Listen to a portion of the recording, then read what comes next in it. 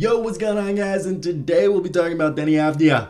And I'm projecting right now that this man will break out. So right now I want to hear your thoughts down below. If you guys agree with me, okay? Do you guys think or agree that I think Deni Avdija is going to break out? We saw last season, for the first third, almost to two-thirds of the season, this guy become an incredible defender. People were trying to purposely have him switch onto them, and he was stopping Giannis Antetokounmpo at times, showing that he is a plus defender in the NBA. But the breaking news, as you guys saw in the beginning of the video, he's training with Drew Hanlen, who was the trainer of Joel Embiid, Jason Tatum, and he's also coached Bradley Beal, Zach LaVine, Jordan Clarkson, R.J. Barrett. And he'll spend the next few weeks of this NBA offseason. And look, Deni Avdija played all 82 games of his sophomore campaign after, you remember, suffering that fracture. I think it was a fibula or a tibia fracture his rookie year. It sucked. But he averaged 8.5 points, 5.5 rebounds, 2 assists. He shot 43.2% from the field and 31.7% from the arc. And one of the big focuses that they're going to be focusing on this season with Deni Avdija is that they're going to improve that shooting. And he was a good free throw shooter even in Israel. And look, I think it's just Deni Avdija is a guy, he's a dog. There's work ethics, and this guy has a work ethic. I don't know if you guys follow him on social media like I do, but watching Deni Avdija on social media, just how he posts videos of him always working. And I know social media is not the best way to correlate a player's work ethic, but all Deni Avdija does is family, work on his basketball, and just Israel and his Jewish faith. Shout out my Jewish brother. I know I'm a Sephardic Jew. I believe he's a different type of Jew because there's different ethnicities of Jewish people.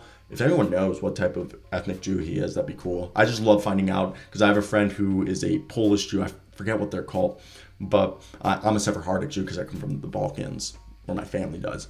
Either way, and it goes back to the 1496 diaspora, but that's a different video and a different topic. But either way, Deni Avdija, he's a guy who he has 3 things you can tell on his social media that are important to him: basketball, family, and faith in his country. And I think when you look at it, this is one of the things that I think it makes great basketball players. Guys who have their lives just, I wouldn't want to say compartmentalized, but they know what they're about. They have a cycle, okay? This is how you see guys who improve. When they put their blinders on, okay, like a horse, blinders on, you focus in on the tasks at hand. You make sure that you're improving at everything you can improve at. And that being said, those things that you want to be improving at are being a better basketball player, being a better family man, being, if you're into religion, religion's not for everyone, being more involved with your faith, and as well being closer with your culture and your country if you're from another country. Me being an Argentine, Italian, Serbian Jew, I have a bunch of cultures. Hablo español perfecto, no perfecto, pero hablo el castellano, porque mi familia es de Argentina y de Italia, y hablo un poquito, parlo un poco de italiano también. Pero, like, that's what I'm saying. I speak a little Italian. I'm almost fluent in Castilian Spanish, which comes from Argentina. And when you find your things that you're perfect, like I just spent 2 hours working out and playing basketball because that's important to me to stay healthy and fit. Deni Avdija knows that he wants to improve as a human being and as a player to be better in the NBA, be better for his team, be better for himself, be better for his family.